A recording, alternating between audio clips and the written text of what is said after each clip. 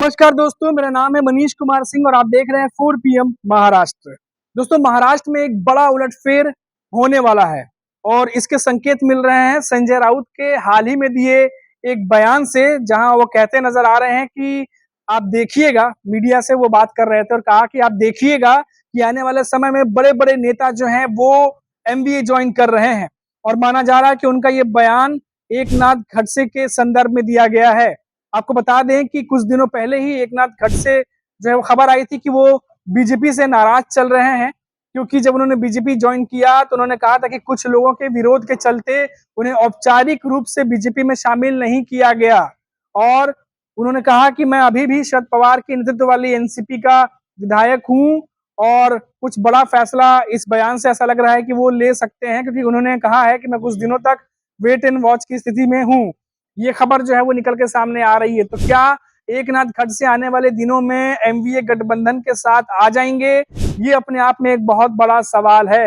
मैं आपको बता दूं कि संजय राउत जो है वो लगातार महायुति के नेताओं पर जो है वो हमला करते रहते हैं और ऐसे में उन्होंने एक संकेत दिया है और उन्होंने कहा है, और उनका ये बयान काफी बड़ा बड़ा बड़ा बयान माना जा रहा है और काफी अहम बयान माना जा रहा है, क्योंकि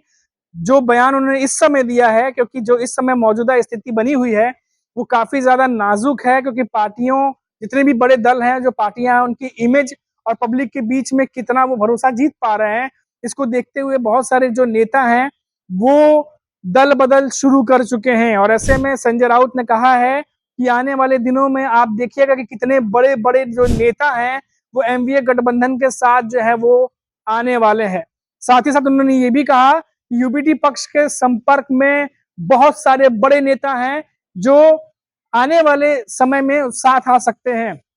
हालांकि उन्होंने खुलकर किसी का नाम नहीं लिया, लेकिन ये जो बयान उनका आया है इसे एकनाथ खड़से से जोड़ करके देखा जा रहा है। अब देखिए कि जिस तरीके से बीजेपी के तमाम नेता हाल ही के दिनों में बीजेपी का साथ छोड़ करके एमवीए के साथ गए हैं, जिनका नाम मैं उदाहरण के तौर पर पहले भी बता चुका हूं। जैसे बहुत पहले सूर्यकांता पाटिल चली गई थी, फिर बीच में समरजीत सिंह जो कि राजघराने से ताल्लुक रखते हैं, उनकी बीच जाने की खबर आई, और उसके बाद लगातार कई सारे नेता, हर्षवर्धन पाटिल, उसके बाद विवेक कोल्हे, ऐसे कई सारे जो नेता हैं वो लगातार एमवीए के नेताओं के साथ संपर्क में बने हुए हैं। और साथ ही साथ आपको पता ही होगा कि कोल्हापुर से भी कई सारे जो नेता हैं अजीत गुट के, वो शरद पवार के साथ चले गए। तो ये भी एक बहुत बड़ा जो है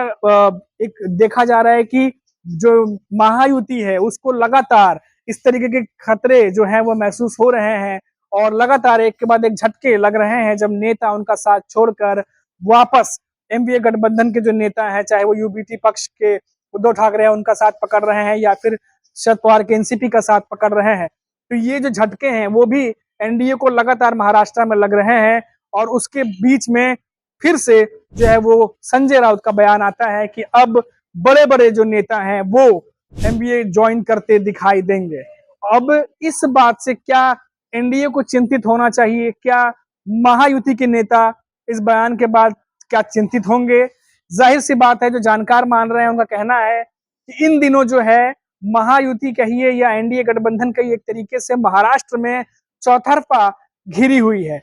जैसे कि जो महाराष्ट्र के मुद्दे हैं वो उनके सामने लगातार खड़े हैं। पार्टी के जो नेता हैं वो एक एक करके छोड़ के जा रहे हैं, क्योंकि सीट शेयरिंग को लेकर के अभी बैठकें चल रही हैं। लेकिन कुछ नेताओं की जिद है कि उन्हें विधानसभा चुनाव में जो है वो टिकट दिया जाए, और उन्हें इस बात की आशंका है कि अगर बीजेपी उन्हें टिकट नहीं देती है तो फिर उनका क्या होगा, जो पहले शरद पवार के एनसीपी छोड़कर आए थे या यूबीटी पक्ष छोड़ करके आए थे। तो इसी चक्कर में समय रहते ही कुछ नेता फैसला ले रहे हैं और एनडीए गठबंधन का साथ छोड़कर वापस शरद पवार की एनसीपी या यूबीटी पक्ष में जा रहे हैं। और इसी बात को संदर्भ में लेते हुए जो है, इसी बात के संदर्भ में संजय राउत ने हाल ही में बयान दिया है। अब देखिए, जैसे मैंने आपको बताया एकनाथ खड़से के बारे में मैंने आपको बताया कि जो खबर आई थी वो बीजेपी से नाराज चल रहे हैं, और जब वो बीजेपी ज्वाइन किए थे तो कहा जा रहा था कि उनकी जो वेलकमिंग होगी वो अच्छे तरीके से होगी, लेकिन